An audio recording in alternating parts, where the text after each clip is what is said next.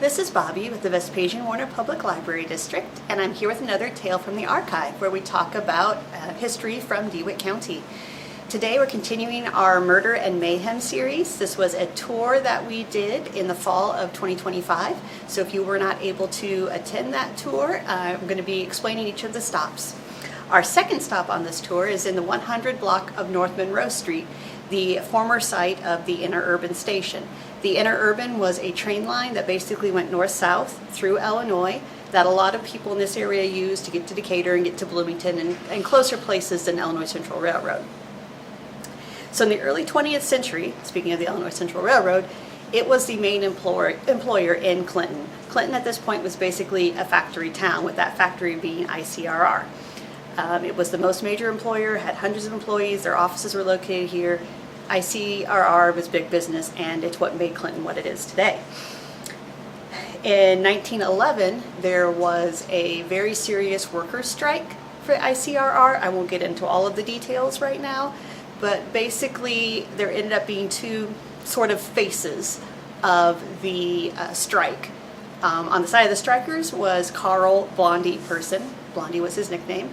On the side of ICRR was former police chief's deputy, Tony Musser. So before I get into what happened between these two men at the Interurban station in 1913, I will give a little bit of background on them. So Carl Person immigrated as a child from Sweden with his family, and they settled in northern Illinois. Life was very hard for them. He ended up having to start work at 9 years old just to help support his family. As an adult, Person moved here to Clinton to work for the Illinois Central Railroad. And because of his background and living with a poor family, Person was a huge proponent of workers' rights. And he became part of the strikes and became an amateur reporter. He sent dispatches from the front lines of the strikes to local labor-friendly publications. He also worked with others to turn his dispatches into a specialty newspaper called the Strike Bulletin, which they sold and used the proceeds to support the families of the people who are currently on strike. Carl just did the bulletin willy-nilly. He had no supervision. He had no one reviewing his stories. He just put anything out, whether its validity was questionable or not. In fact, he ended up being taken to court several times for libel and defamation for some of his stories. These strikes divided the community of Clinton, with local authorities and, it's rumored, some of the newspapers completely on the side of ICRR. Some even speculated that the railroad was paying off the newspapers to only print their side of the strike. On the other side, we had Tony Musser, who moved to Clinton in 1902, and he worked at a variety of jobs. He took a job during the strike in 1913 for Illinois Central Railroad.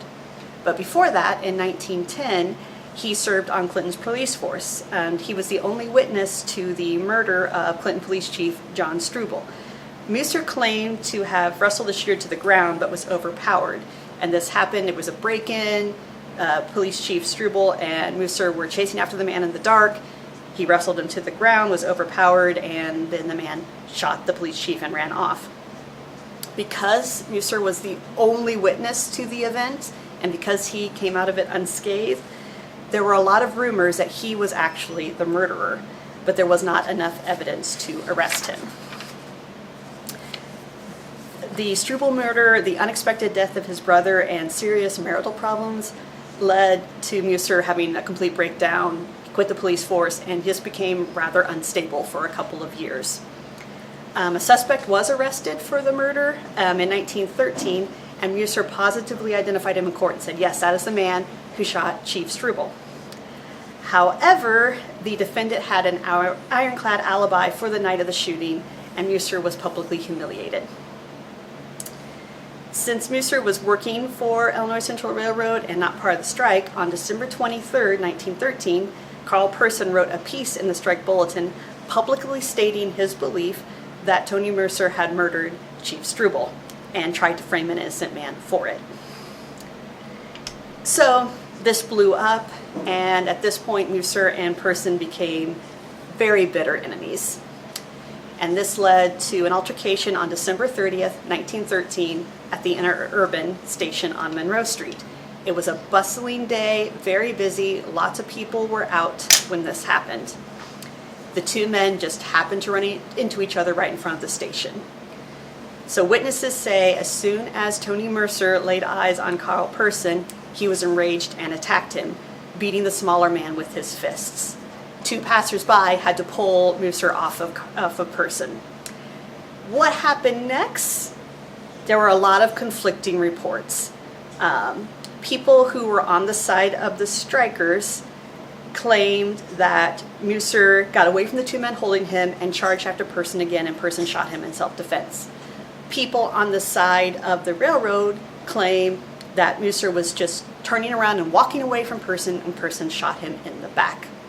What we know for certain is he was shot and killed. Dr. B.M. Pugh, who had his offices on the second story of the Register building, which still exists and is right across the street, heard the commotion, ran down, looked at the victim, and pronounced him dead. There was no way Carl Person was going to get a fair trial in DeWitt County. Emotions and tensions were far too high, so he was taken to jail. He continued to still write for the Strike Bulletin, was moved to Logan County where the trial took place, and where he was acquitted on self-defense. And he did end up coming back to Clinton several times until his death in the 1960s.